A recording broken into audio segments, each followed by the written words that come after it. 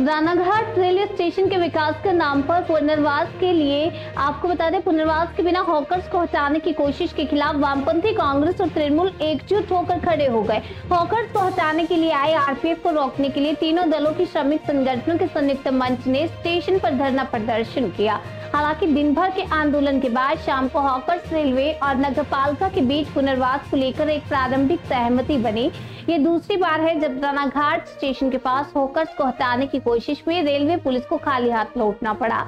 इसका श्रेय हॉकर्स यूनियनों द्वारा दलगत राजनीति से ऊपर उठकर किए गए प्रतिरोध को जाता है। जानकारी के अनुसार रानाघाट स्टेशन पर कुल लगभग 400 से अधिक हॉकर्स हैं, जिनमें से 26 हॉकर्स मुख्य टिकट काउंटर या होल के पास स्थित हैं। कोई अस्थायी दुकान लगाता है तो कोई शेड के नीचे व्यवसाय करता है। रेलवे ने कई बार इन हॉकर्स से स्थान खाली करने की अपील की है और नोटिस भी जारी किया है, क्योंकि वहां विकास कार्य किया जाता है, लेकिन वैकल्पिक व्यवस्था न मिलने के कारण हॉकर जगह खाली करने को तैयार नहीं।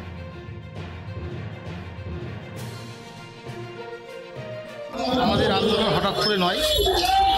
22 তারিখ আমাদেরকে আরপিএফ আইসি আমাদের ডাক দেয়, আমরা যাই।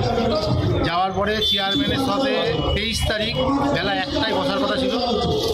আমরা সবাই মিলে গিয়ে বসি ওখানে একটা সিদ্ধান্ত হয়। সিদ্ধান্ত হওয়ার পরে আমাদের চেয়ারম্যান সাহেব ওখান থেকে প্রতিনিধি পাঠায় 3:30 নাগাদ।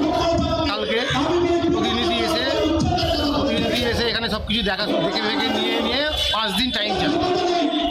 তাতে আজকে আইসি তখন রাজি হয়ে যায়, 5 দিন আমাদের টাইম দেয়। হঠাৎ করে সন্ধ্যেবেলা আমাদের সবাইকে ডাকলেন আইসি সাহেব, ডেকে বলছেন যে আমাদের ফোর্স রেডি আছে, তোমরা কালকে সকালবেলা 10টার মধ্যে সব দোকান খালি করে দাও, আমরা উচ্ছেদ। আমরা রানাঘাট রেল স্টেশনে 4টে রেল শ্রমিক সংগঠন, Paschimbanga railway hawkers union, CITU, INTUC এবং আইএনটিটিইউসি রেল ভেন্ডার কংগ্রেস যৌথভাবে আজকে আমরা এখানে রেল হকার উচ্ছেদের যে প্রতিবাদ সেটা আমরা করছি। গতকাল পর্যন্ত রেল প্রশাসনের সাথে আমরা বলেছি, আলাপ আলোচনা আমরা চালিয়েছি। আমরা রানাঘাটে যে রেলের উন্নয়নের প্রশ্নে যে রেলের টাকা এসছে আমরা সেটা ব্যবহার করার পক্ষপাতী। আমরা চাই রানাঘাটে রেলের উন্নয়ন হোক। আমরা তার সাথে চাই যে সমস্ত হকার দীর্ঘদিন ধরে এখানে ব্যবসার সাথে জড়িত তাদের বিকল্প পুনর্বাসন ব্যবস্থা করে তবেই আমরা সমস্ত যে উন্নয়ন হোক সেই উন্নয়নের আমরা মুখে তাকিয়ে রয়েছি। কিন্তু কালকে রেল প্রশাসনের সাথে বারবার আলোচনা হয়। আলোচনায় রানাঘাট পৌরসভার পৌরপ্রধান তিনি একটা উল্লেখযোগ্য ভূমিকা নেন। তিনি 2-3 দিন সময় চান যে এই ব্যবস্থাটা সমাধান করার জন্য। তা সত্ত্বেও কোনোরূপ কর্ণপাত না করে বিকেল 5টার পর আলোচনা হয়েছে 5টা অবধি।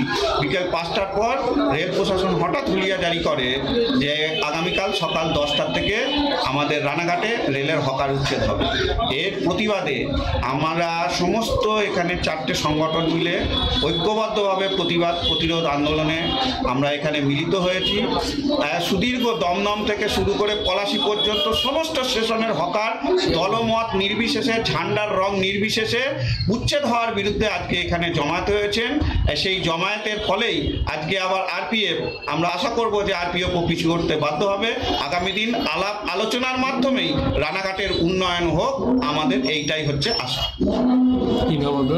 আমার নাম অয়ন মিত্র, আমি Paschimbanga railway hawkers union Nadia জেলা কমিটির সম্পাদক। আমাদের আন্দোলন হঠাৎ করে নয়। 22 তারিখ আমাদেরকে রানাঘাট আরপিএফ আইসি আমাদের ডাক দেয়, আমরা যাই। যাওয়ার পরে চেয়ারম্যানের সাথে 23 তারিখ বেলা 1টায় বসার কথা ছিল। আমরা সবাই মিলে গিয়ে বসি ওখানে একটা সিদ্ধান্ত হয়। সিদ্ধান্ত হওয়ার পরে আমাদের চেয়ারম্যান সাহেব ওখান থেকে প্রতিনিধি পাঠায় 3:30 নাগাদ। কালকে প্রতিনিধি এসে এখানে সব কিছু দেখে নিয়ে 5 দিন টাইম চায়। তাতে আজকে আইসি তখন রাজি হয়ে যায়, 5 দিন আমাদের টাইম দেয়।